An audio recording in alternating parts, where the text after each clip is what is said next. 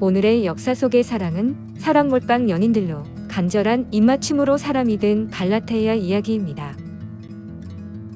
피그말리오는 키프로스 섬에 뛰어난 예술가였습니다. 그러나 거리낌 없이 매춘을 하는 부도덕하고 문란한 섬의 여인들에게 혐오감을 느껴 독신으로 살면서 오로지 조각에만 몰두했습니다. 이 섬의 여인들이 이렇게 문란해진 것은 아프로디테 때문이었습니다. 아프로디테는 자신에게 불경한 섬 여인들에게 벌을 내렸어 수치심도 없이 매춘을 하게 한 것입니다. 아무튼 피그말리오는 현실의 여인들을 외면한 채 자연의 고귀한 재료인 백설처럼 흰 상아로 실물과 같은 크기의 여인을 조각했습니다. 조각상은 실제로 살아있는 여인처럼 보였고 바로 피그말리온의 이상형이었습니다. 피그말리온은 조각상을 실제의 여인으로 느끼면서 밤낮으로 어루만지고 심지어 입술에 입맞춤을 하기도 했는데 마침내 그녀를 깊이 사랑하게 되면서 그녀를 뜨겁게 열망했습니다.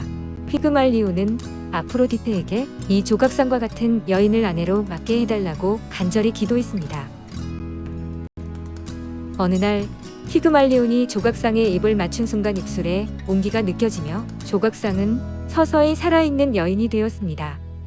아프로디테가 그의 기도를 들어준 것인데 오비디우스의 변신 이야기는 인간이 된 조각상 여인의 모습을 생생하게 묘사하고 있습니다. 소녀는 피그말리온의 입맞춤을 느끼고 얼굴을 붉히며 수줍어하면서 눈망울을 들어 올려 하늘과 햇살을 바라보았습니다. 이 둘을 맺어준 아프로디테는 이들의 결혼식에도 참석해 축하해 주었다고 합니다.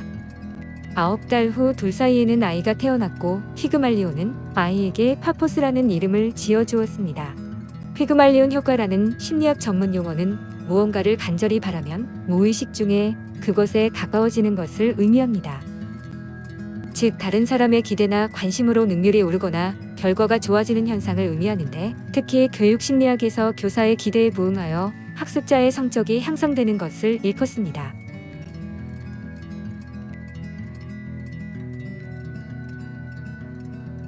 자신이 만든 창작물을 실제로 사랑하여 결혼하게 된 피그말리온 이야기는 회화 및 미술과 오페라와 영화에 이르기까지 널리 예술 창작의 소재로 이용되었습니다. 피그말리온 이야기를 소재로 한 작품 중에서 가장 유명한 문학 작품은 아일랜드의 작가 버나드 쇼의 희극 피그말리온입니다.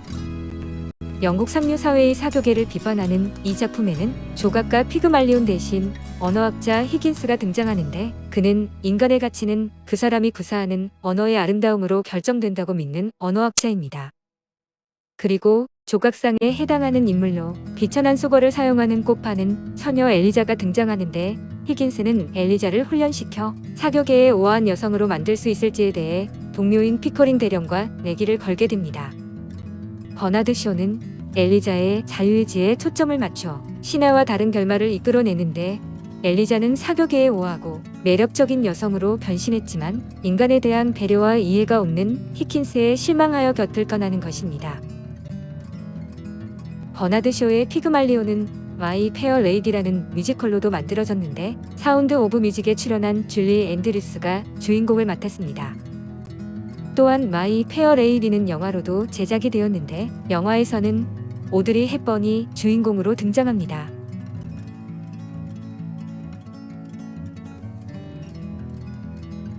사랑은 간절하면 이루어지는 거야.